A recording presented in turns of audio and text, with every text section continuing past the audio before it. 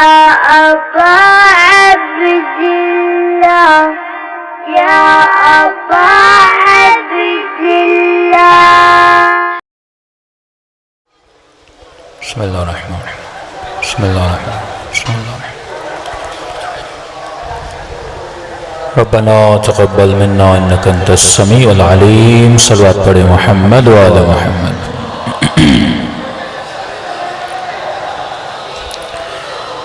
بسم اللہ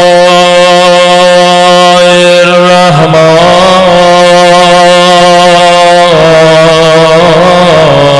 الرحیم. الحمد للہ رب العالمین.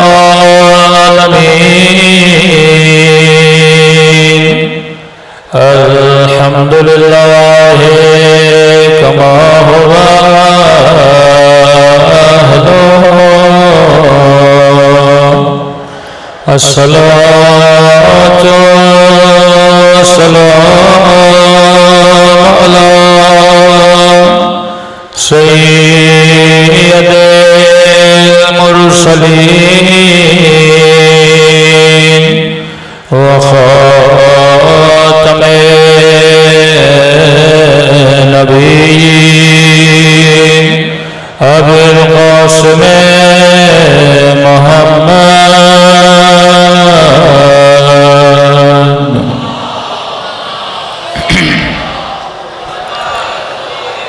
وعلى آله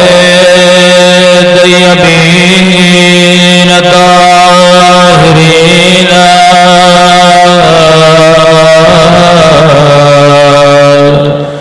معصومین. سب مل کے اپنے مولا کے ظہور کی دعا. اللہم کل ولیک حجت ابن الحسن صلواتک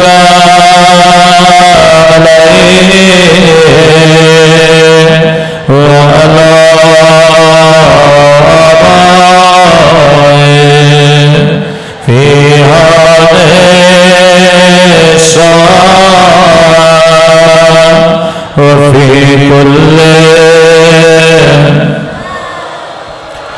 وليا وحافظا وقائدا وناصرا ودليلا وعنا حتى تسكنه أرضك وتمتعه فيها طويلا برحمتك يا أرحم الراحمين. صلى الله عليه محمد.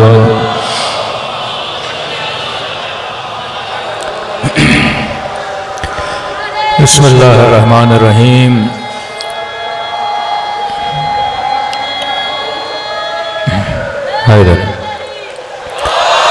رب اشرح لي صدري ويسر لي امري واحلل عقدة من لساني يفقهوا قولي. اما بعد فقد قال رسول الله ان الحسین مصباح الہدی وسفینۃ النجات. صلوات پڑھے محمد وآل محمد.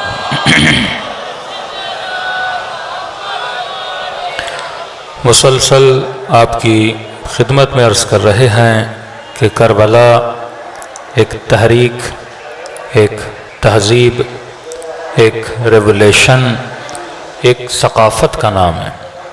کربلا واقعہ نہیں، کیونکہ اگر واقعہ ہوتا تو اتنا اہتمام ایک واقعے کے لیے نہ کیا جاتا. جس طرح پروردگار عالم اپنے رسول کو کہتا ہے کہ حبیب وَاذْكُرْ فِي الْكِتَابِ ادریس کی کتاب کو پڑھ اور دیکھ ادریس کیا تھا. یہ نہیں کہا کہ ادریس کیا پہنتا تھا، یہ نہیں کہا کہ ادریس رات کتنے بجے سوتا تھا، یہ نہیں کہا کہ جناب ادریس کی سواریاں کیا تھیں۔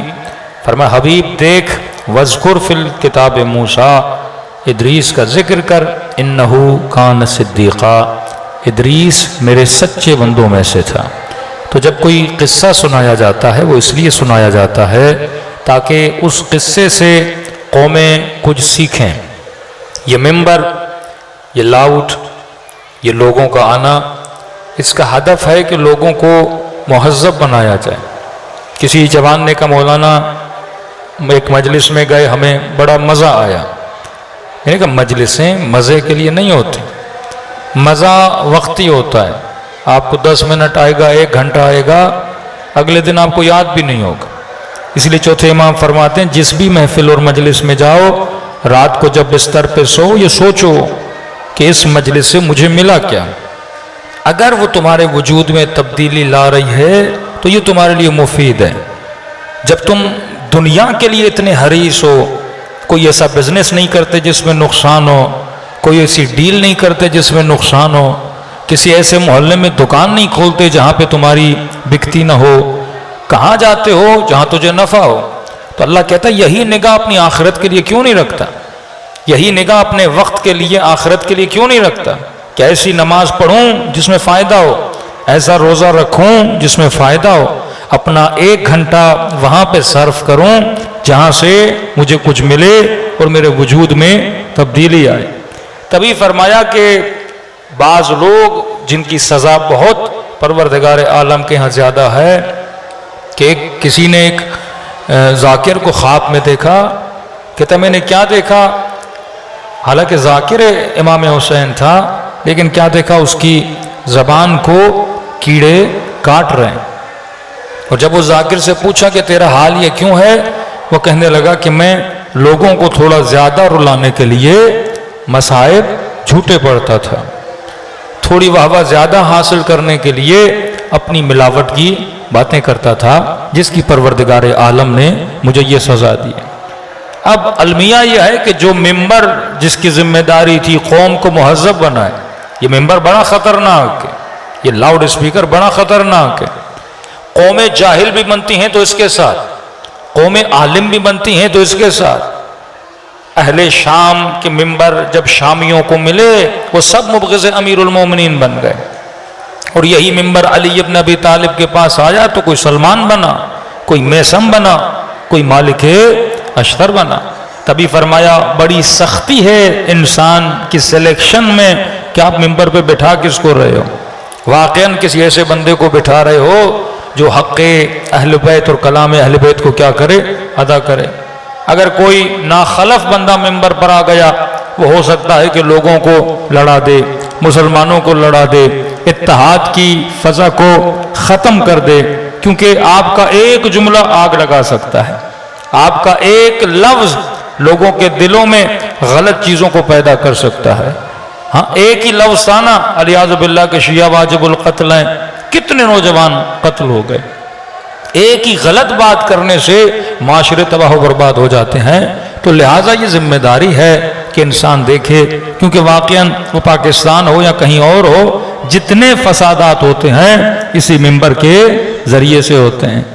ممبر محبت پھیلانے کے لیے ہے، ممبر لوگوں کو اخلاق سکھانے کے لیے ہے، ممبر اپنے قلوب کو زینت دینے کے لیے ہے کہ امیر المومنین فرماتے ہیں کونوا لنا زینا ولا تکونوا لنا شینا، ہمارے لیے باعث زینت بننا، ہمارے لیے باعث ذلت نہ بننا۔ میں اکثر جوانوں کو کہوں گا، ایک کتاب ہے پروٹوکولز آف زائنسٹ کے پروٹوکولز، پرشن میں تو آ گئی، مجھے اردو کا نہیں پتہ، انگلش میں یقیناً ہوگی۔ اس نے ایک ایک پروٹوکولز لکھے ہیں کہ ہم مسلمانوں کو تباہ کرنے کے لیے کیا کیا ہم نے حربے اپنائے۔ اس کا 10واں پروٹوکول آپ پڑھیں گے، اس میں وہ برملا لکھتا ہے کہ ہم انہی مقدسات کے ذریعے انہی جس سے انسان زیادہ محبت کرتا ہے اسی چیز کے ذریعے انسانوں کو آپس میں لڑایا جاتا ہے. مثلا آپ کو اپنے بیٹے سے بہت زیادہ پیار ہے, اگر کوئی آپ کے بیٹے کو تکلیف دے گا آپ اس سے لڑ پڑیں گے. اس مکتب میں امام حسین سے اور مولا علی بن ابی طالب سے بڑی محبت ہے. مکتب اہل سنت میں چلے جائیں گے وہ اپنی شخصیات سے بڑا پیار کرتے ہیں, لیکن کہتے ہیں ہمیں ایک چیز جو شیعیان اہل بیت میں نظر آئی وہ ان کی مرکزیت تھی, اور مرکزیت اگر شیعت میں بنی تو مرجعیت کی وجہ سے بنی. اگر شیعت میں مرجعیت نہ ہوتی کبھی شیعہ اتنے کامیاب نہ ہوتے. اس میں آغا شیرازی کا واقعہ آپ سب جانتے ہیں, تمباکو کا جو انہوں نے فتویٰ دیا تھا. یعنی ایک طرف شاہ کا وزیر, ایک طرف پوری فورس, ایک طرف پورا میڈیا, ایک طرف حکومت کا پیسہ, وہ چاہ کر بھی برٹش کمپنیوں کا جو تمباکو سگریٹ بنانے کی کمپنیاں تھیں انہوں نے وہاں پہ لگائیں, اور آغا نے فتویٰ دیا کہ آج کے بعد کوئی بھی شیعہ تمباکو نہیں پیے گا. جب بادشاہ غصے میں آیا اور وزیر کو کہا کہ تو کیوں نہیں لوگوں کو تمباکو سے روکتا, تو وزیر ہنس کے کہنے لگا قبلہ میرے گھر میں میری ماں نے اپنا حقہ توڑ دیا ہے, تو جب میرے گھر میں نہیں چل رہی تو یہ پوری قوم آپ کی کیسے سنے گی. یہ اطاعت کا جذبہ. انشاءاللہ کل کی مجلس میں حالات حاضرہ پہ یہاں تھوڑی کم بات کرنی پڑتی ہے, زیادہ تر IRC میں گفتگو کرتا ہوں حالات حاضرہ پہ اسپیشلی, کہ دیکھیے ایک رول ہے جو برٹش نے بنایا تھا, ڈیوائیڈ اینڈ رول, تقسیم کرتے جاؤ حکومت کرتے جاؤ. آپ اپنے ملک میں دیکھیے, اسی پاکستان میں ایک سیاسی جماعت بتائیے جس کی لیڈرشپ مضبوط ہو, ایک مذہبی جماعت بتائیے جس کی لیڈرشپ مضبوط ہو, ایک قوم پرست جماعت بتائیے جس کی لیڈرشپ مضبوط ہو. ہر لیڈرشپ ٹوٹ چکی ہے, کیونکہ جب لیڈرشپ مضبوط ہوتی ہے تو قومیں اس کے پیچھے لگتی ہیں. یہی اصول ہے آپ کے اجتہاد میں. یعنی یہ بھی ملا کہ جب امام خمینی نے انقلاب لایا اور امام خمینی کی بے تحاشا دنیا میں تقلید بڑھی, تو انگلینڈ کے ایک مومن بتاتے ہیں اس زمانے میں امام خمینی کے مقابلے میں بعض مراجع کو پیسے دے کر بھی مضبوط کیا جاتا تھا. آج بھی آپ دیکھ لیں کہ کچھ برائے نام مرجع بنے ہوئے ہیں, حالانکہ پوری دنیا جانتی ہے دو مراجع کی پوری دنیا میں سب سے زیادہ تقلید ہے, ایک آغا سیستانی کی, دوسری آغا خامنئی کی. سب سے زیادہ تقلید کی جاتی ہے پوری دنیا میں. لیکن ایک اور مرجع ہے جن کو رہبر معظم نے اشارتاً بتایا تھا کہ ان کے لنکس کہاں سے ملتے ہیں. ان کے پاس سب سے زیادہ پیسہ ہے. عراق میں سب سے زیادہ ٹی وی چینلز ان جناب کے چلتے ہیں. ہاں, تقریباً کوئی 12-14 ٹی وی چینلز ہیں. ایک ٹی وی چینلز کا خرچہ اربوں روپے میں ہے. ان کا شہریہ بہت زیادہ ہے. اب ظاہر ہے جب آپ کی تقلید نہیں ہوگی آپ کے پاس پیسہ کہاں سے آئے گا. آغا سیستانی کے پاس پیسہ ہے, مقلد بہت ہیں, اب مقلد ہیں خمس نکالتے ہیں آغا سیستانی کو ٹرانسفر کرتے ہیں. آغا خامنئی کے پاس پیسہ ہے, مقلد بھی ہیں پلس میں حکومت بھی ہے, دونوں جگہ سے ان کے پاس پیسہ آ رہا ہے, لہذا پیسہ ہے.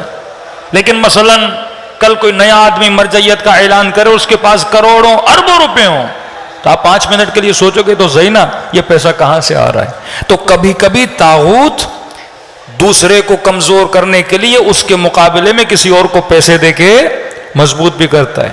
جتنا ڈیوائیڈ کرتے جاؤ گے, مثلاً آپ کو بتایا جائے کراچی کا فلاں جلوس مرکزی جلوس ہے, اب اس کے مقابلے میں ایک اور بندہ جلوس نکالے. اب جلوس نکالنا گناہ تو نہیں ہے, جلوس نکالنا کوئی عیب تو نہیں ہے, لیکن بولے نہیں آپ کا جلوس مرکزی نہیں ہے, ہمارا جلوس کیا ہے, مرکزی ہے. تو اس مرکزی جلوس کے مقابلے جب دوسرا جلوس آئے گا تو مرکز کیا ہو جائے گا, کمزور ہو جائے گا. تو یہی سازش ہوتی ہے کہ کس طرح سے قوموں کو کمزور کیا جائے, ان کو ڈیوائیڈ کیا جائے. ایک لیڈر نہیں 2 لیڈر بنائے جائیں, 2 نہیں 3 بنائے جائیں. جتنا ڈیوائیڈ کیا جائے گا شیعہ اتنا کمزور ہو جائے گا. دوسرا, کبھی کبھی آپ کی غیرت کی نبض کو بھی چیک کیا جاتا ہے کہ ہم دیکھیں کہ پاکستانی شیعہ مثلاً اپنے علماء سے محبت کتنی کرتے ہیں, ان کے اندر غیرت دینی کتنی ہے. کیونکہ واقعاً اگر علماء کی عزت, علماء کا مرتبہ قوموں میں ختم ہو جائے, وہ قومیں جاہل ہو جاتی ہیں, وہ قومیں تباہ و برباد ہو جاتی ہیں. جس طرح یہ بار بار آپ کی نبض کو چیک کرنے کے لیے قرآن جلایا جا رہا ہے, نبی کا خاکہ بنایا جا رہا ہے تاکہ چیک کیا جائے کہ اب بھی مسلمانوں میں وہ غیرت ہے کہ نہیں ہے، اب بھی وہ جذبہ ہے کہ نہیں ہے، یہ بار بار نکلتے ہیں کہ نہیں نکلتے، یہ دفاع قرآن کے لیے بار بار آواز بلند کرتے ہیں کہ نہیں کرتے۔ اسی طرح بار بار ممبروں سے مراجع کی توہین کی جاتی ہے، بار بار ممبروں سے رہبر معظم کی توہین کی جاتی ہے تاکہ دیکھیں کہ واقعاً ان کے نبض میں غیرت ہے کہ نہیں ہے۔ آپ کو ایک قاسم سلیمانی کا جملہ سناؤں، جب قم میں مدرسے امام میں طلباء کے ساتھ ان کی نشست تھی، انہوں نے طلباء سے ایک سوال کیا۔ سوال کیا کیا کہ یہ بتائیے شیعت کی طاقت کیا ہے؟ سب نے کہا مرجعیت۔ کہ الحمدللہ واقعاً شیعت کی طاقت مرجعیت ہے۔ جب تک پاور سینٹرلائز نہیں ہوتا تب تک آپ کی طاقت نہیں ہوتی۔ لاکھ لوگ انڈیویجولی رہتے رہیں لیکن جب تک یہ سینٹرل چار بھائی ہونا، جب تک ان کا پاور سینٹرلائز نہیں ہوگا۔ وہ گھر مضبوط ہوتا ہے جس میں باپ کی حکومت ہوتی ہے، وہ بھائی مضبوط ہوتے ہیں جس میں ایک بھائی ایک کی سنتا ہے۔ امیر المومنین فرماتے ہیں سفر پہ بھی نکلو، چار لوگ بھی ہو نا، ایک بندے کو لیڈر بناؤ، کبھی تمہارے بیچ میں جھگڑا نہیں ہوگا۔ یہ کچھ عقلانی اصول اگر انسان فالو کرے۔ شہید کہتے ہیں یہ بتاؤ شیعت کی طاقت کیا ہے؟ انہوں نے قبلہ مرجعیت۔ کہ ٹھیک ہے، کہ یہ بتاؤ امام حسین کے روزے کو کتنی مرتبہ گرایا گیا؟ پچھلے زمانوں سے لے کر کہ کئی مرتبہ۔ کہ صدام نے 92 میں اس کے داماد نے ٹینک لا کے امام حسین کے روزے پہ بم مارا تھا، مولا حسین کے روزے کو شہید کیا۔ کہ اس وقت مرجع تھے یا نہیں تھے؟ انہوں نے کہا مرجع تھے۔ کہ پھر کیوں حسین کے روزے کو بچا نہ سکے؟ جنت البقیع میں قبور ائمہ کو گرایا گیا، کیا اس زمانے میں مرجع تھے کہ نہیں تھے؟ کہ شہید اس وقت مرجع تھے، کہ لیکن جنت البقیع کو بچا نہ سکے۔ عراق میں امام حسین کا روزہ گرا، کوئی نہ بچا سکا۔ کہ یہ بتاؤ اب شام میں جبکہ دشمن پچھلے دشمنوں سے زیادہ مضبوط تھا، اسلحہ زیادہ پاورفل تھا، اس کی خباثت زیادہ تھی، یعنی آپ نے طالبان کا بھی چہرہ دیکھا لیکن داعش جیسا کری چہرہ کسی کا نہیں تھا کہ اردن کے پائلٹ کو پکڑ کے زندہ زندہ جلا دیا، زندہ زندہ جلا دیا، فل HD ریکارڈنگ کر کے موصل کی یونیورسٹی میں تقریباً 300 سے 400 جوانوں کو زندہ درگور کر دیا۔ ان کی ریکارڈنگز جن مومنین نے دیکھی ان کو پتا ہوگا کہ بالکل جس طرح ایک قصاب خانے میں بکروں کو کاٹا جاتا ہے، اسی طرح انہوں نے مسلمانوں کو لٹکا کے ان کے گلوں کو ذبح کیا۔ کبھی ٹیلی فون کی تاروں سے عورتوں کے گلوں کو دبوچ کے ان کی جان کو لے لیا۔ یعنی ایسا دشمن کہ جس کا آپ تصور نہیں کر سکتے، اتنا ظالم، اور سامنے وہ دشمن تھا، اور جس نے یہ نعرہ بلند کیا کہ ہم قبریں گرائیں گے، قبروں سے جنازے نکالیں گے، کہ جس میں سے انہوں نے ایک نبی کے صحابی کی قبر کو بھی گرایا اور نبش قبر کیا۔ اب 5 منٹ کے لیے آپ یہ بتائیں، شہید یہ سوال کرتے ہیں کہ یہ بتا کربلا کا روزہ گرایا گیا، مراجع موجود تھے، کوئی بچا نہ سکا۔ جنت البقیع گرایا گیا، مراجع موجود تھے، کوئی بچا نہ سکا۔ انہوں نے کہا آج وہ کون سی طاقت ہے جبکہ شیعہ شام میں اقلیت میں شاید 2% شیعہ ہوں، لیکن کسی ظالم کی یہ جرت نہیں ہوئی وہ سیدہ زینب کے روزے کے قریب بھی آئے، کسی ظالم کی جرت بھی نہیں ہوئی، فرمایا ہم پوری طاقت لگا دیں گے لیکن کسی کو سیدہ زینب کے روزے کے پاس آنے نہیں دیں گے۔ شہید نے کہا سوچ کے بتا کل ایسا کیا نہیں تھا تیرے پاس، آج ایسا کیا ہے تیرے پاس جس کی وجہ سے تو نے اپنے مقدسات کو بچایا ہے۔ کل شیعہ بھی تھے، یہ نہیں کہ شیعہ نہیں تھے جب جنت البقیع گرایا گیا، مولا حسین کے روزے پہ بم لگائے گا، یہ نہیں کہ شیعہ نہیں تھے، کہ شیعہ تھے۔ کہ آج ایسی کون سی طاقت ہے تیرے پاس جس کی وجہ سے پوری دنیا، اس وقت ایک صدام تھا لیکن اس وقت دنیا کی بڑی بڑی طاقتیں، ان کا اسلحہ، ان کا مال، ان کا پیسہ، ان کی ٹریننگز، ان کے جہادی درس، ہر شے ان کو ہر طریقے سے فیڈ کیا جا رہا تھا، لیکن کسی میں ضرورت نہیں ہوئی. سیدہ زینب کے روزے پہ آئے, سارے جوان ہکے بکے رہ گئے, کیا جواب دیں؟ کل ایسا کیا نہیں تھا جو آج ایسا ہے؟ شہید نے کہا کل تیرے پاس مرجعیت تھی پر ولایت فقیہ نہیں تھی.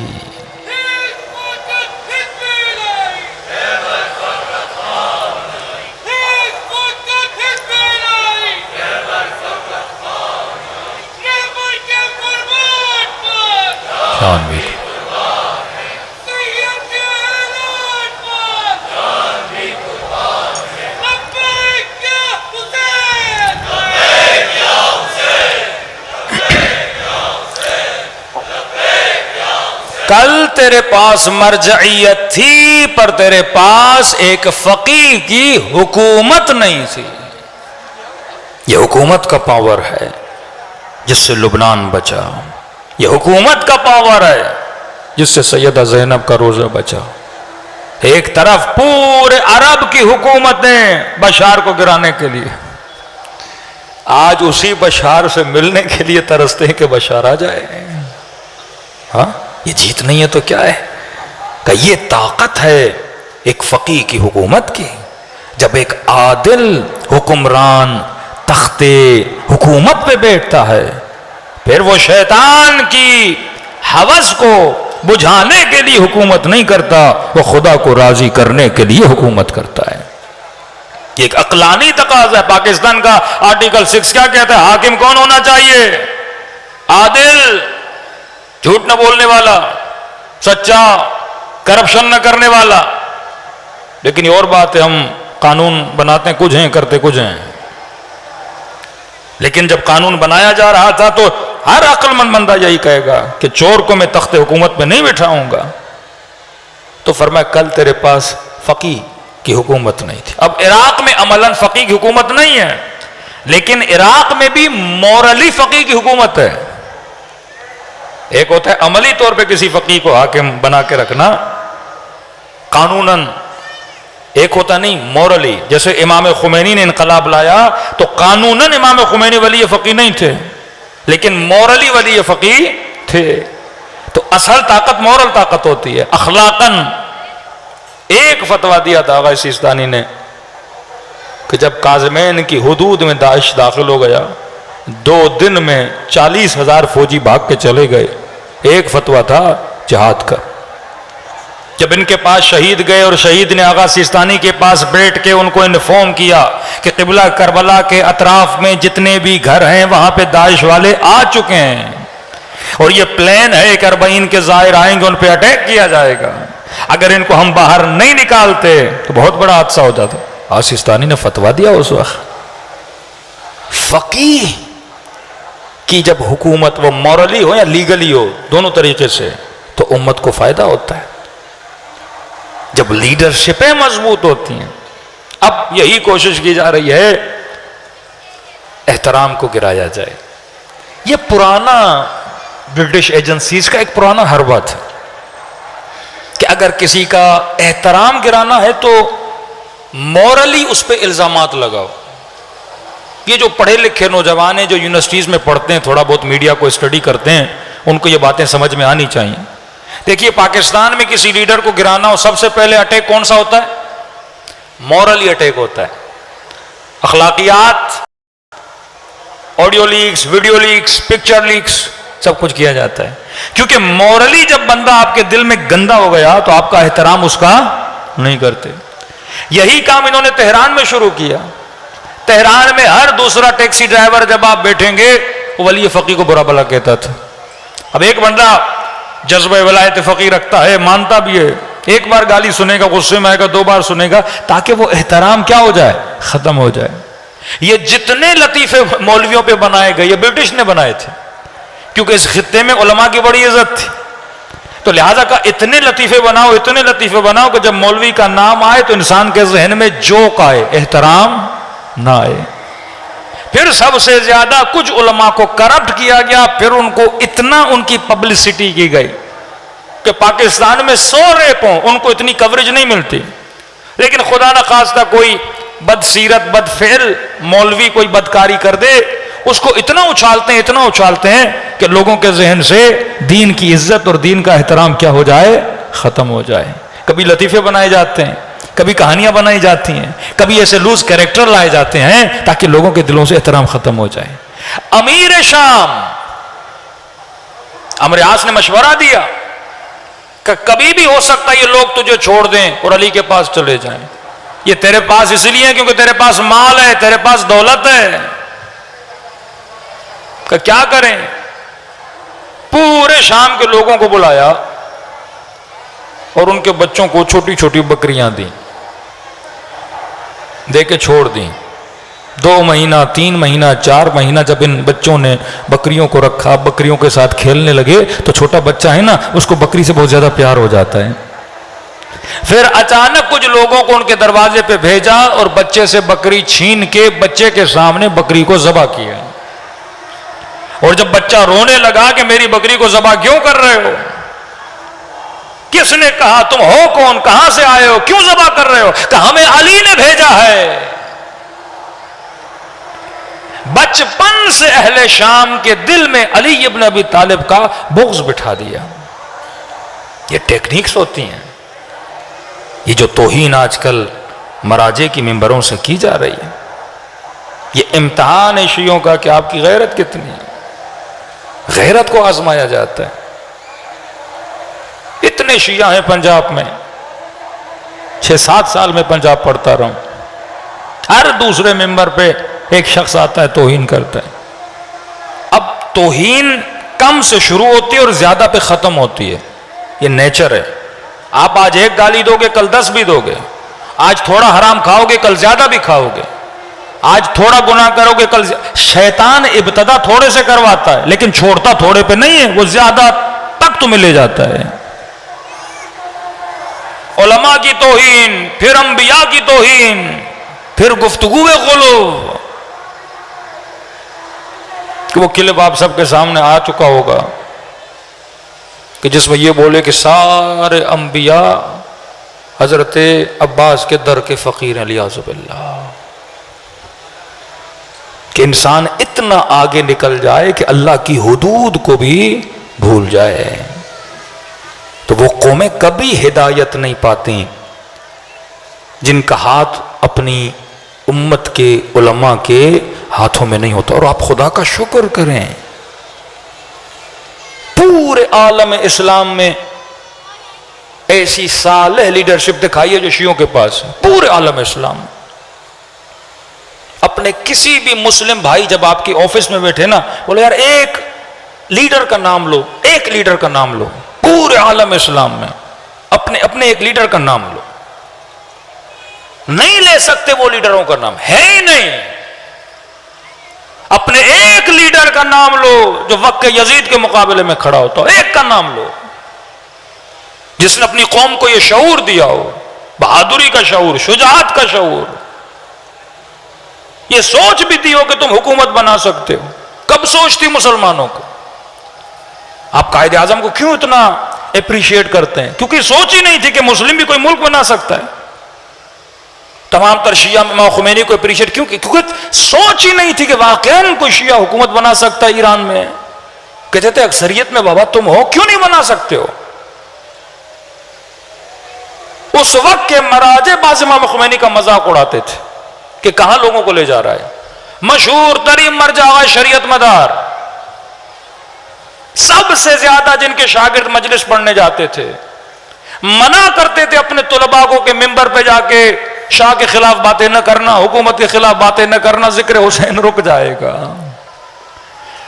امام خمینی شاگردوں کو پابند کرتے تھے، کہا وہ حسینی ہو ہی نہیں سکتا جو وقت یزید کے خلاف بات نہ کرے.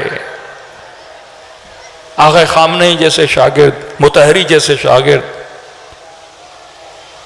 یہ سارے شاگرد امام خمینی کے منبروں پہ جاتے تھے. زبان میں اثر تھا. کافی جیسے علماء، اللہ نے برکت دی.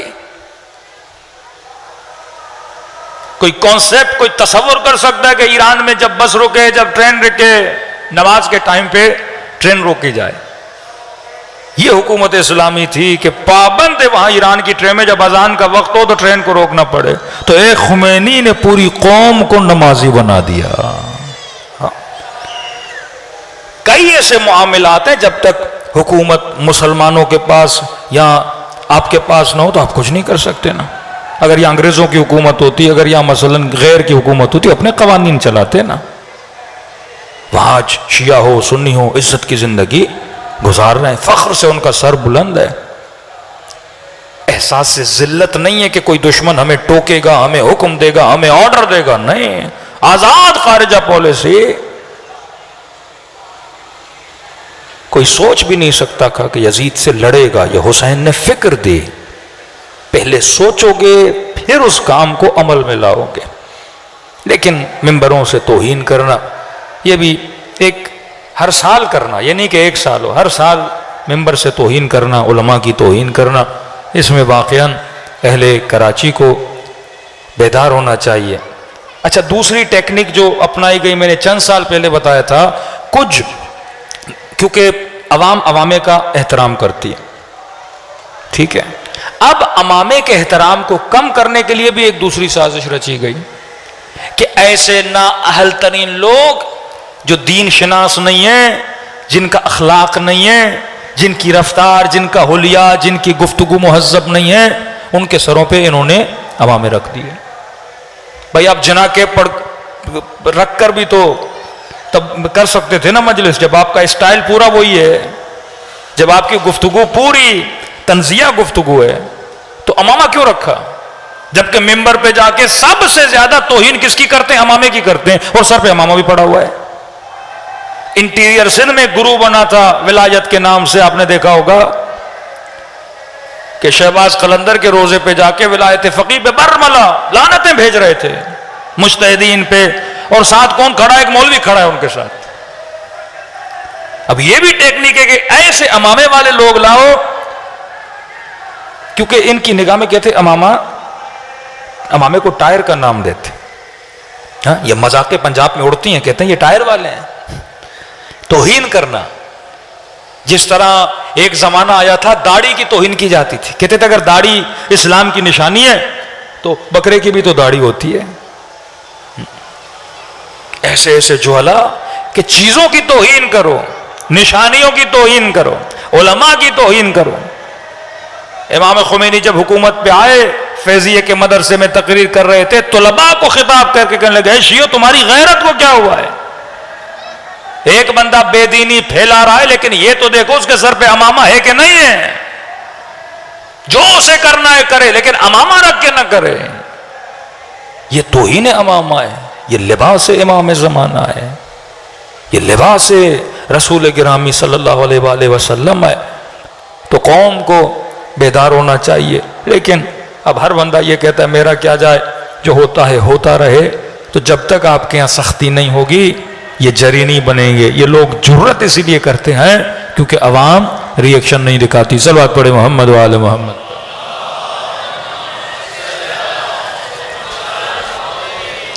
ہم ڈیلی عرض کر رہے ہیں, اب کتنی اس ممبر سے نماز کی توہین کی جاتی ہے, تقابل کیا جاتا ہے نماز میں اور مجلس میں. یہ فکر باطل, فکر شیطان. کہ کل میں نے عرض کیا کہ ایک شخص چھٹے امام کے پاس جاتا اور کہتا مولا کئی لوگ ہیں جو آپ کے چاہنے والے ہیں لیکن ان کا عمل آپ کے عمل سے نہیں ملتا, شراب بھی پیتے ہیں, جوا بھی کرتے ہیں, ہوس باز بھی ہیں, شہوت ران بھی ہیں, اور یہ کہتے ہیں ہم جعفر صادق کے شیعہ ہیں. قسم کھائی میرے امام نے, واللہ ما انا بامامہم, خدا کی قسم میں نے ان لوگوں کا امام نہیں ہوں. مولا آپ کس کے امام ہیں؟ انا امام من اطاعنی, میں اس کا امام ہوں جو میری اطاعت کرتا ہے. اگر اطاعت نہیں تو امام نہیں. دیکھیے 10 اعمال ہیں, نماز بھی ایک عمل ہے, روزہ بھی ایک عمل ہے, عزاداری بھی ایک عمل حسن ہے, ماتمداری بھی ایک عمل ہے, ذکر امام حسین بھی ایک عمل ہے, حدیث قصہ پڑھنا بھی ایک عمل ہے, مجلس پڑھنا بھی ایک, سارے اعمال ہیں. لیکن کچھ اعمال اہم ہیں, کچھ اعمال مہم ہیں. اس طرح مثال تو یہ میرا بدن ہے, بدن کے کتنے اعضاء ہیں؟ انگلی بھی ایک عضو ہے, ہاتھ بھی ایک عضو ہے, ٹانگیں بھی عضو ہیں, آنکھیں بھی عضو بدن ہے, کان بھی عضو بدن ہے, زبان بھی عضو بدن ہے. لیکن سوال یہ ہے اگر میرا ہاتھ کٹ جائے, یہ نہیں کہ میری زندگی ختم ہو جائے گی, جی تو پھر بھی سکتا ہوں. اگر میری آنکھ نہ ہو پھر بھی جی سکتا ہوں. اگر میری زبان نہ ہو گونگا ہو جاؤں گا، لیکن جی تو پھر بھی سکتا ہوں. اگر میری ٹانگیں نہ ہو جی تو پھر بھی سکتا ہوں. لیکن سوال یہ اگر کوئی آپ کا سر کاٹ دے، یہ اعضا کسی کام کے نہیں ہے. سر نہیں ہوگا تو ہاتھ کس کام کے؟ سر نہیں ہوگا تو زبان کس کام کی؟ سر نہیں ہوگا تو آنکھیں کس کام کی؟ سر نہیں ہوگا تو ٹانگیں کس کام کی؟ اب ایسے جاہلوں کے لیے اہل بیت نے فرمایا ان قبلت ما قبلت سوا، یاد رکھنا اگر نماز قبول ہے تو سارے اعمال قبول ہیں، اگر نماز ہی نہیں کوئی عمل قابل قبول نہیں ہے. اب ہاتھ ہیں، پاؤں ہیں، کڈنیز ہیں، سب کچھ ہے، بندے کا سر نہیں ہے، فائدہ کیا کہ میں عزاداروں پر نمازی نہیں ہوں، ماتم کروں گا نماز نہیں پڑھوں گا، مجلس سنوں گا نماز نہیں پڑھوں گا. خدا نہ خواستہ ایسا ہے تو نہیں، لیکن بعض لوگ جو دشمن نماز بھی بن جاتے ہیں. حدیث سے صراحتاً معصوم ہے ان قبلت ما قبل سوا، اگر یہ تمہاری چیز قبول ہو گئی نا اللہ مجلس بھی قبول کرے گا. نماز قبول ہو گئی نا اللہ عزاداری بھی قبول کرے گا. نماز قبول ہو گئی نا اللہ ہر شے قبول کرے گا. پنجاب میں، جنوبی پنجاب میں ایک جگہ ہم مجلس پڑھنے گئے تو ہم نے کہا ایک نوح خان ہے، اس نوح خان کو کیوں نہیں بلاتے؟ کہتے مولانا 2 دن ہمارے پاس رہا، ہم نے دیکھا ہی نہیں وہ نماز پڑھے. کیا بانیان مجلس کے پاس یہ چیک اینڈ بیلنس ہے کہ ہم جن ذاکروں کو، جن مولویوں کو، جن نوح خانوں کو بلا رہے ہیں یہ دیکھا بھی جائے کہ بندہ نماز پڑھتا ہے کہ نہیں پڑھتا؟ بے نمازی شیعہ نہیں ہوتا. کہ میں نے عرض کیا ہر معصوم کی قبر پہ آپ جاتے ہو،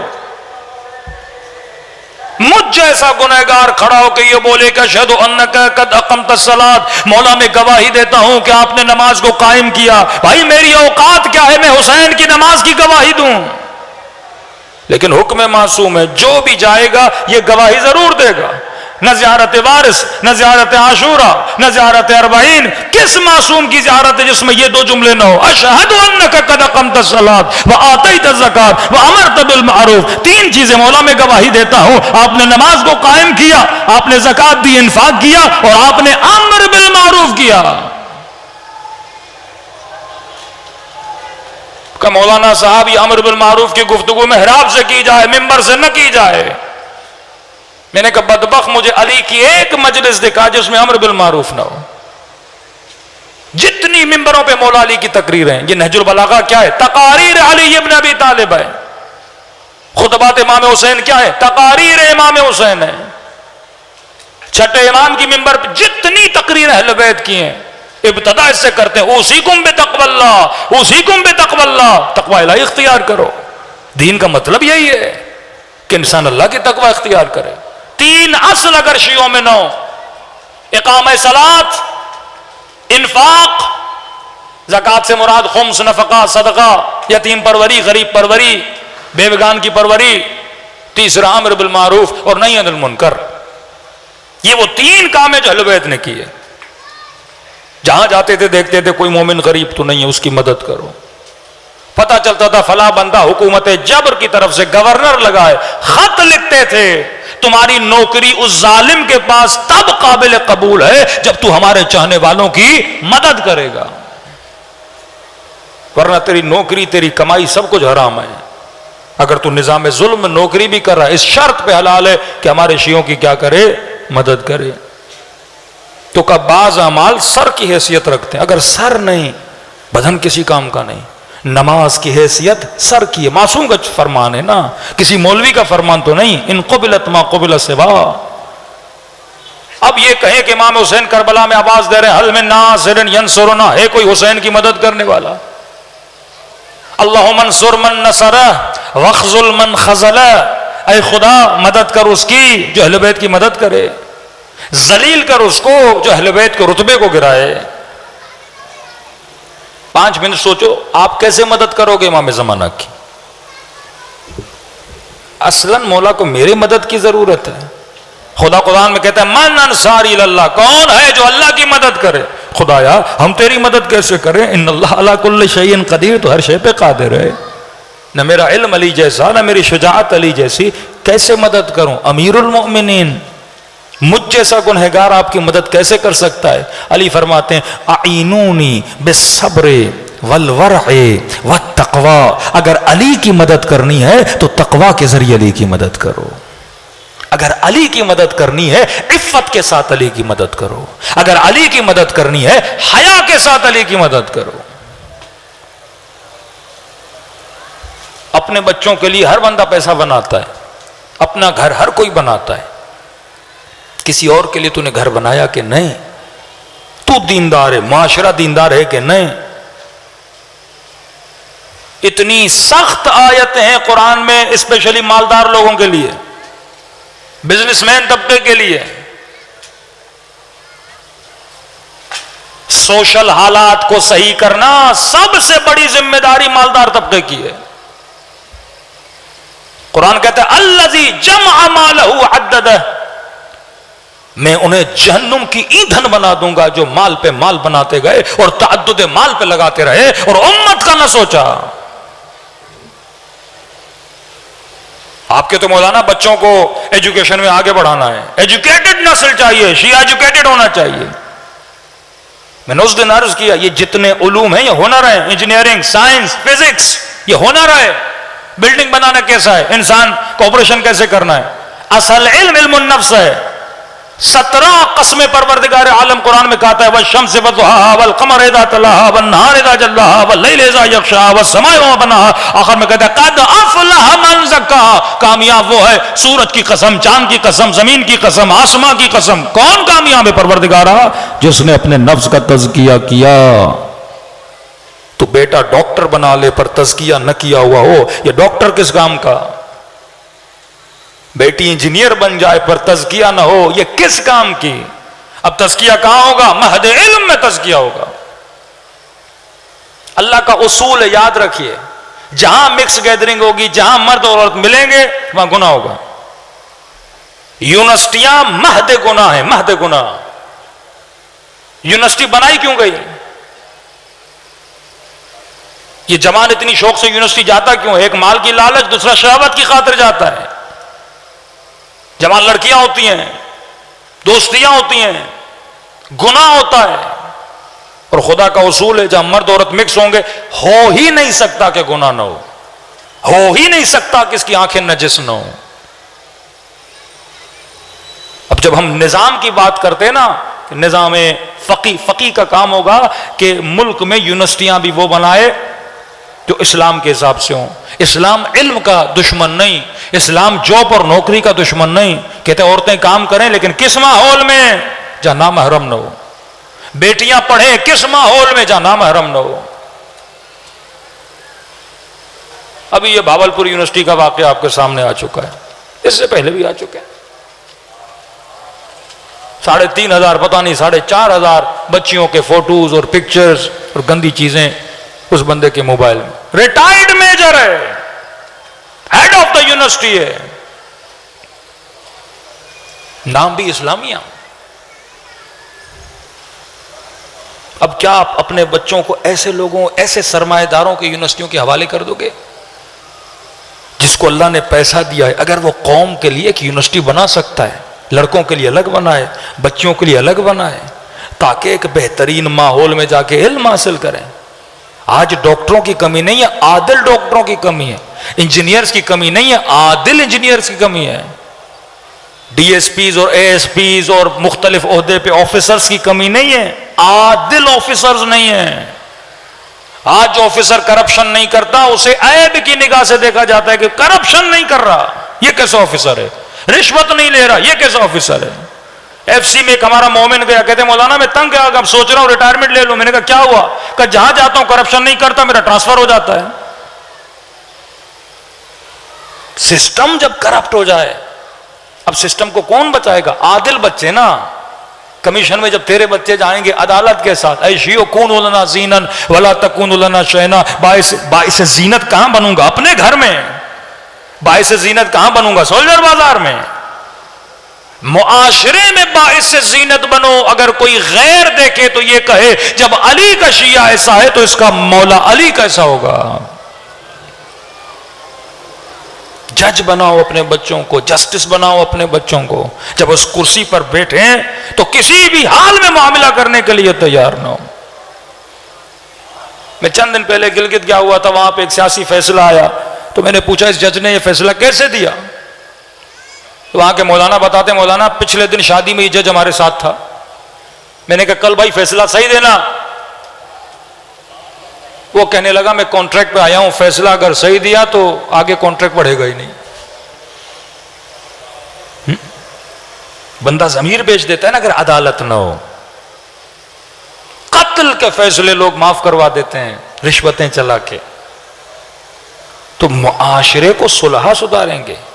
یہ ایک اہم ہونا چاہیے. اور یہ سب سے زیادہ ذمہ داری کس کی ہے؟ تجار طبقے کی ہے، جن کو اللہ نے دیا ہے وہ ایسے اسکولز، ایسے کالجز، ایسی یونیورسٹی بنائیں، وہی سسٹم ہو، دنیا والا سسٹم ہو، وہی بورڈ ہو. میں نہیں کہتا نیا بورڈ بنائے، نیا سلیبس بنائے، وہی آکسفورڈ، وہی کیمبرج ہو، لیکن جو اسلوب ہوں، جو اصول ہوں اہل بیت علیہ الصلوۃ والسلام کے. کیا مکس گیدرنگ نہیں کریں گے؟ بچیاں الگ پڑھیں، بچے الگ پڑھیں. اور پھر افسوس تب ہوتا ہے کہ پتہ چلے ایک شیعہ مالدار نے یونیورسٹی تو بنائی ہے لیکن کمپلیٹلی سیکولر اور لبرل یونیورسٹی بنائی ہے. یہ اپنی قبر کے لیے لعنت خرید رہا ہے، اپنی جہنم کے لیے ایندھن جمع کر رہا ہے. کہ اس ماحول میں جتنے بچے گمراہ ہوں گے، بندے خدا یہ پہ تو مسجد بنا دیتا اچھا ہوتا، تو ایک مجلس کراتا یہ اس سے بہتر تھا، تو ایک سبیل لگاتا یہ بہتر ہوتا، تو ایک زلجنا خرید کے کھڑا کر دیتا یہ اس سے بہتر ہوتا. کہ تم نے لبرلزم کو بڑھانے کے لیے، سیکولرزم کو بڑھانے کے لیے پیسہ لگا دیا. یہی پیسہ میرے لیے جہنم بناتا ہے، یہی پیسہ آگ بناتا ہے. تو یہ میری زندگی ہے کہ میں اپنی زندگی کے اثاثوں کو کہاں لگا رہا ہوں. زبان کہاں استعمال کر رہے ہو، آنکھوں سے کیا دیکھ رہے ہو، کانوں سے کیا سن رہے ہو، کون سا لقمہ شکم میں جا رہا ہے، پیسہ کہاں پہ لگا رہے ہو. ہر چیز راہ خیر میں خرچ ہونی چاہیے. اگر خیر کے راستے میں خرچ کرو گے تو خدا آخرت میں خیر عطا کرے گا، لیکن اگر شر کی راہ میں خرچ کرو گے تو تیری دنیا بھی تباہ ہوگی، تیری آخرت بھی تباہ ہوگی. صلوات پڑھے محمد وآل محمد.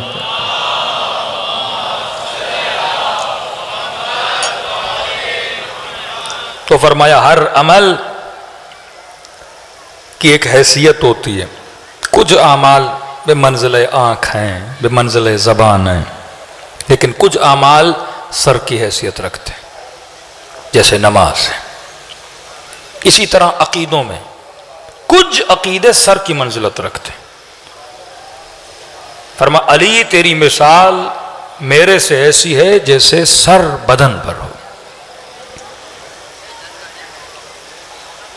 فرمایا اگر احد کے پہاڑ جتنا پیسہ راہ خدا میں خرچ کر دے، پوری زندگی حج کرے، پوری راتیں عبادت کرے، لیکن علی رتی برابر اگر دل میں تیرا بغض ہے یہ کبھی جنت میں نہیں جائے گا. عقیدوں میں علی کی ولایت رأس ہے، سر ہے. اگر یہ ہے تو ٹھیک ہے، اگر یہ نہیں تو کچھ بھی نہیں. اعمال میں نماز، سوشلی امر بالمعروف. جس معاشرے میں امر بالمعروف نہیں وہ معاشرہ تباہ و برباد ہے. جس معاشرے کے حکمرانوں کو امر بالمعروف سننے کی توفیق نہیں وہ معاشرہ تباہ ہے. امر بالمعروف اگر معاشرے میں ہوگا کہ مجھ میں یہ طاقت ہو کہ میں سنوں، اگر کوئی میری برائی کرے میں سن کے اس کی اصلاح کروں. فرمایا المؤمن مرأۃ المؤمن، مومن مومن کا کیا ہے؟ آئینہ ہے. کہا جو کہتے ہو اس پہ ایمان بھی رکھو. کبھی کبھی اپنے گھروں میں سوچئے گا کہ میں نے کہا میں اللہ کو مانتا ہوں، پھر سوچیں واقعاً میں اس طرح مانتا ہوں، میرا اللہ پہ توکل ہے، واقعاً میرا پروردگار عالم پہ ویسا توکل ہے کہ نہیں ہے. ایک شخص ہے کہتا ہے اس نے حسین کو خط لکھا، کوفے سے گیا، تجارت کی غرض سے کوفے سے نکل کے کمانے کے لیے. اس ہین میں امام حسین بھی آ گئے کربلا. جب یہ گھر واپس آیا تو سب کچھ گوا کے آیا، مطلب بزنس میں سے بڑا لاس ہوا. گھر جیسے پہنچا دروازہ کھولا، بیوی بیٹھی تھی، بیٹی اس کی تھی 4-5 سالہ، وہ بیٹھی تھی. بیٹی دوڑی دوڑی آئی، باپ کے سینے سے لپٹی. اب کہتا ہے جب سفر پہ گیا تھا تو بیٹی نے کچھ خواہش کی تھی، بابا میرے لیے یہ لانا، لیکن اتنا نقصان ہوا سفر کی تھکاوٹ بھول گیا. اب سوچ رہا تھا بیٹی نے سینے سے لگایا, پوچھے گی بابا جو کہا تھا وہ لائے کہ نہیں لائے, لیکن بیٹی نے یہ نہیں پوچھا. پہلا سوال میری بیٹی نے یہ کیا کہ بابا کربلا گئے کہ نہیں. بیوی سے کہا کہ یہ کیا کہہ رہی ہے؟ کہ تجھے نہیں پتا؟ کہ نہیں میں آج آیا ہوں. کہ شوہر یہ بتا کچھ کما کے لائے ہو کہ نہیں؟ کہ نہیں سب کچھ گوا کے آیا ہوں خالی ہاتھ. کہ بندہ خدا گھر میں کھانے کے لیے نہیں, فاقے پڑے ہوئے ہیں. اور سن, کوفے میں اعلان ہوا ہے, کوفے کے باہر ایک باغی آیا ہے, جو بھی اسے مارے گا نا تلوار کے وزن کے برابر سونا دیا جائے گا. اسے کہتے ہیں پروپیگنڈا. جو حسین کو باغی بنا سکتے ہیں, آج کے یزید کے علماء کو کچھ نہیں بنا سکتے. کہتا ہے گھوڑے پہ سوار ہوا, دوڑا دوڑا کربلا پہنچا. پتہ نہیں تھا کون ہے, غالباً یہ عصر عاشور کو پہنچا. کہتا ہے کیا دیکھا, زمین کربلا پہ لاشیں بکھرے ہوئے ہیں, لوگوں کا ہجوم ہے. اس ہجوم کے بیچ میں ایک شخص ہے, کوئی تیر مارتا ہے, کوئی تلوار مارتا ہے. کہ جسے کچھ بھی نہیں مل رہا نا وہ پتھروں کی برسات کر رہا ہے. میں نے کہا میں کیوں پیچھے رہوں, آگے بڑھوں, ثواب کماؤں. دین کا کوئی دشمن ہے الیاذ باللہ.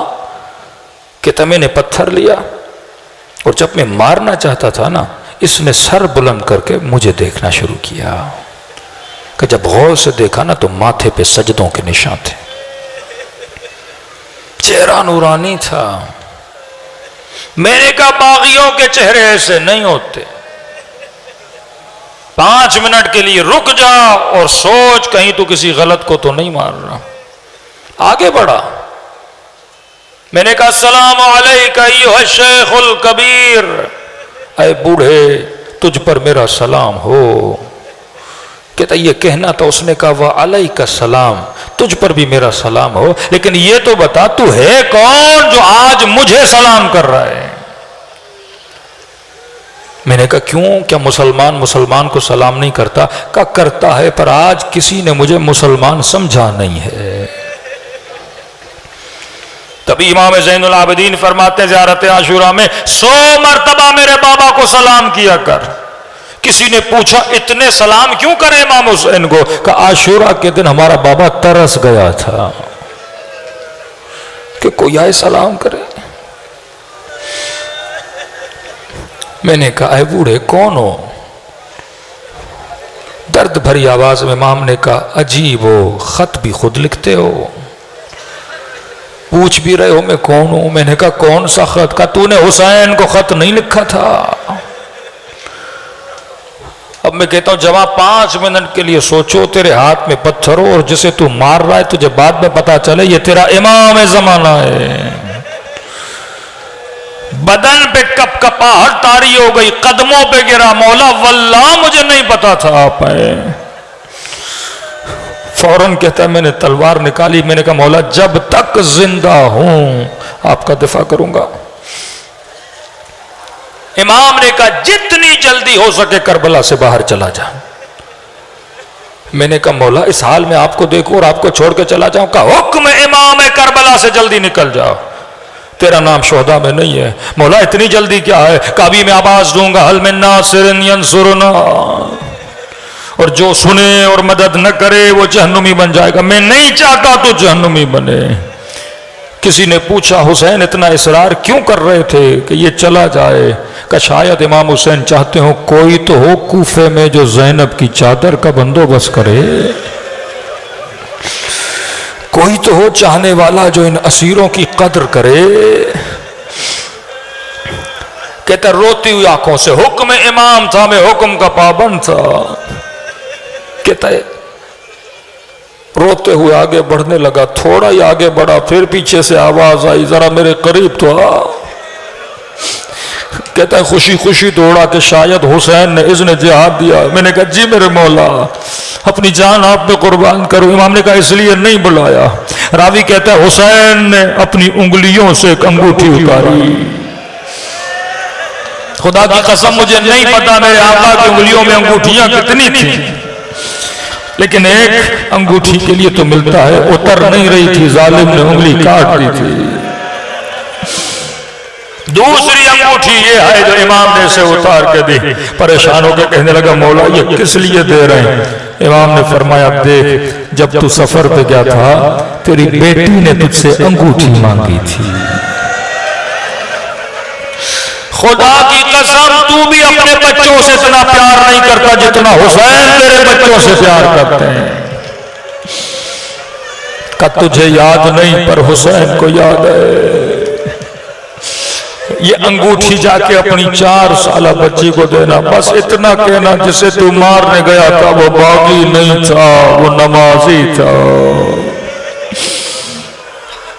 کس کے پاس ہے ایسا حسین؟ کس کے پاس ہے ایسا امام؟ یہ راتیں رونے کی راتیں، دلوں کو کربلا کی طرف روانہ کریں، سلام کریں اپنے آقا حسین کو۔ السلام علی الحسین وعلی علی ابن الحسین وعلی اولاد الحسین وعلی صحابہ، سب مل کے السلام علی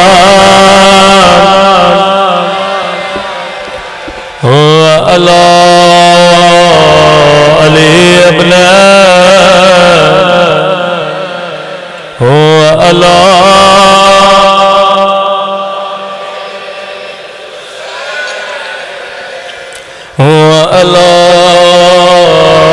صحابہ،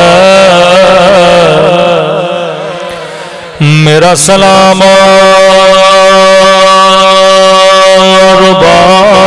رباب کی اجڑی ہوئی گودی پہ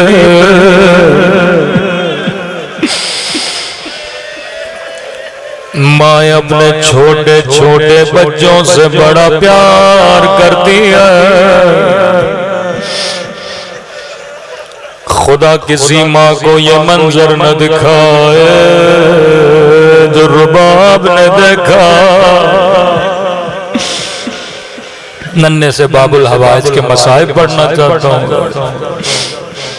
ہندو بھی علی اصغر کے مصائب برداشت نہیں کرتے۔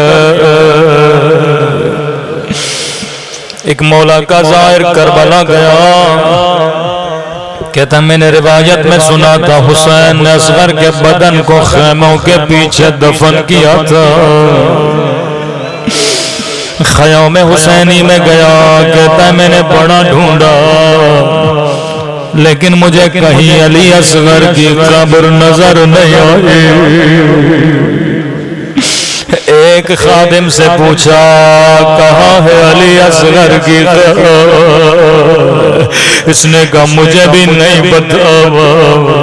یہ عزادار کہتا ہے میں آیت اللہ کشمیری کی خدمت میں گیا، میں نے کہا آیت اللہ میں ڈھونڈ ڈھونڈ کے تھک گیا، مجھے کہیں علی اصغر کی قبر نظر نہیں آئی۔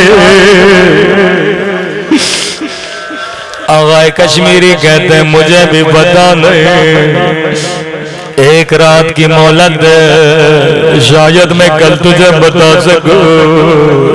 آغائے کشمیری کہتے ہیں میں نے کتابیں ڈھونڈ لی لیکن مجھے کہیں پتا نہ ملا۔ مصلی پہ بیٹھا زارو قطار رونے لگا۔ میں نے کہا مولا آپ کے ظاہر پوچھتے ہیں علی اصغر کی قبر کہاں ہے؟ کہتا ہے خواب کے عالم میں امام حسین کی زیارت ہوئی۔ امام نے کہا کشمیری میرے عزاداروں کو بتا دو آج کے بعد میرے اصغر کی قبر نہ ڈھونڈ کر، جسے اصغر کی زیارت کرنی ہو وہ حسین کی قبر کی زیارت کر لے. کہتا ہے میں نے روکے گا مولا, پھر بھی علی اصغر کا ننھا بدن کہاں ہے, کہاں کشمیری سجاد نے میرے بچے کو میرے سینے پہ رکھا ہے. علی اصغر کی قبر حسین کا سینہ ہے.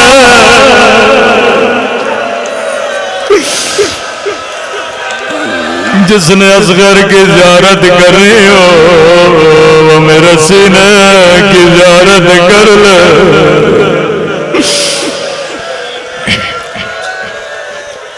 بی بی زینب کہتی ہیں جب حسین دگو تنہا رہ گئے, آواز بلند کی حل من ناصر ینصرنا,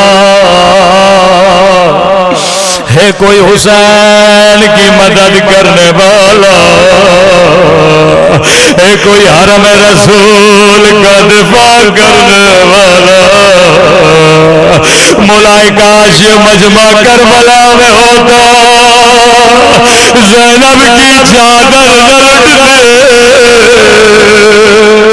کوئی ظالمان کو پتھر کیسے مارتا.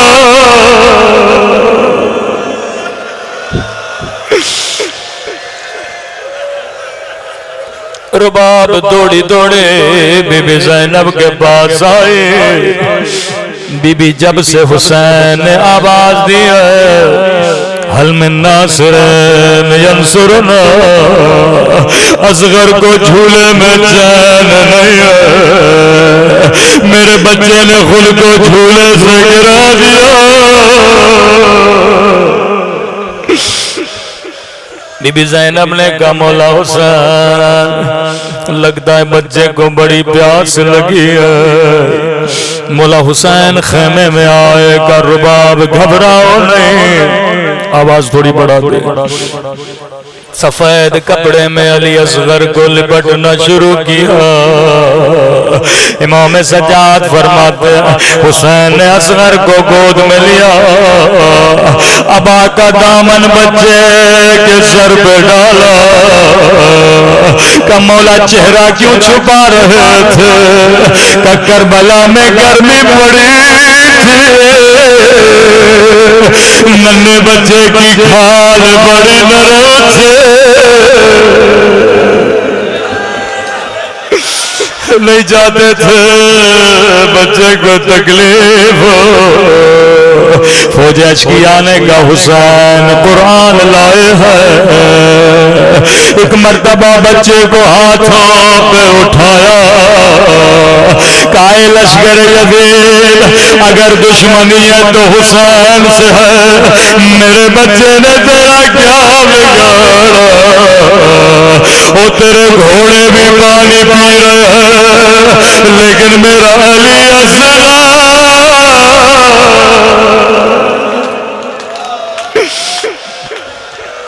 کسی ظالم نے کہا حسین پیاس تجھے لگی ہے لیکن بہانہ بچے کا بنا رہے ہو.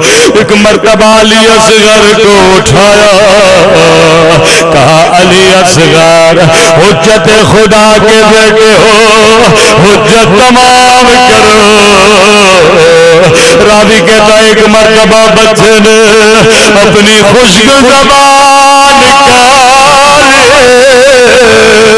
اپنے ہونٹوں پہ پھیرے, لشکر یزید منہ چھپا چھپا کے رونے لگا.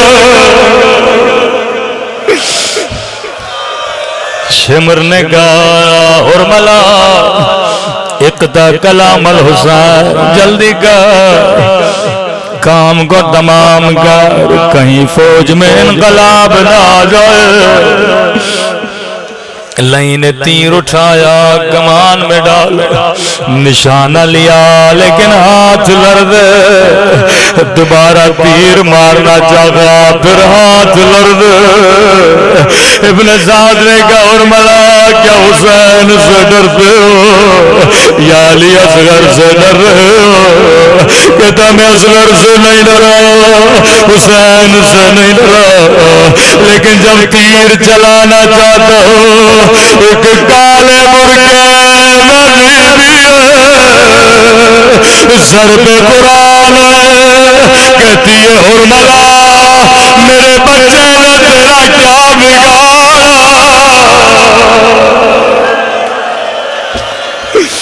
او میرا 6 مہینے کا علی اصغر۔ ظالم نے کہا تو نشانہ لے، میں تیری آنکھوں پہ پٹی باندھتا ہوں۔ لئی نے نشانہ لیا، آنکھوں پہ پٹی باندھی گئی۔ راوی کہتا ہے عرب کے یہاں 2 طرح کے تیر ہوتے تھے، ایک تیر گھوڑوں کو گرانے کے لیے، ایک تیر انسانوں کو گرانے کے لیے۔ لئی نے وہ تیر اٹھایا جس کا وزن اصغر سے زیادہ تھا، ایک مرتبہ تیر کمان سے نکلا، من الاذن الى الاذن بذبح علی اصغر۔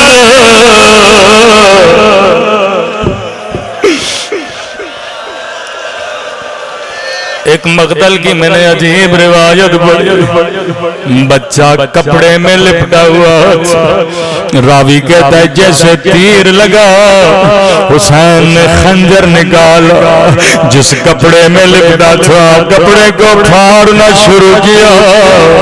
کسی نے میرے مولا سے پوچھا امام نے ایسا کیوں کیا؟ کہ بابا نے جلدی سے کپڑا پھاڑا تاکہ بچے کو تڑپنے میں آسانی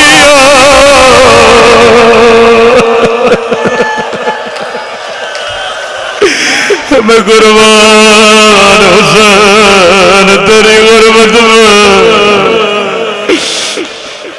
عاشور کے دن اعمال کرے گا، چند قدم آگے چند قدم پیچھے، حسین پریشان خیمے میں جائے یا نہیں، ماں کو بچہ کیسے دکھائیں گے، اللہ جانے رباب کیسے برداشت کرے گی۔ خیمے کے در سے آواز دی اما فضا او ذرا بہن زینب کو بلانا۔ بی بی زینب کہتی ہے دوڑی دوڑی آئی، میں نے بچے کے رونے کی آواز نہ سنی، میں سمجھی حسین پانی پلا کے آ گئے، لیکن جیسے حسین کو دیکھا داڑھی خون سے رنگی، اصغر کے قدم خون سے رنگی۔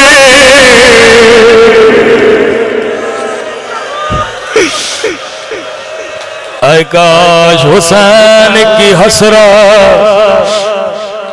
فرمایا بہن زینب میرے بچے کا بدن بڑا نرم ہے، یہ گھوڑوں کی ٹاپوں کو برداشت نہیں کر پائے گا۔ حسین نے اصغر کو دفن کیا۔ اے کاش حسرت باقی رہ جاتی۔ راوی کہتا ہے 11 محرم کا دن آیا، جب سر گنے گئے ارملا نے کہا میرا سر کہاں ہے؟ ظالم نے حکم دیا 40 گھوڑے سوار نیزے اٹھائے، یہاں نیزے زمین میں جاتے تھے، یہاں رباب کا کلیجہ، ایک مرتبہ نیزہ زمین میں گیا، ایک ننھا سا بدن باہر آیا، ظالم نے سر قلم کیا، ماں کی فریادیں بلندے، ہائے میرا علی اصغر، 3 مرتبہ ذبح کیا گیا، ارملا کے تیر سے، ظالم کے نیزے سے، لئی کی تلوار سے۔ اللہ لعنت اللہ علی القوم الظالمین.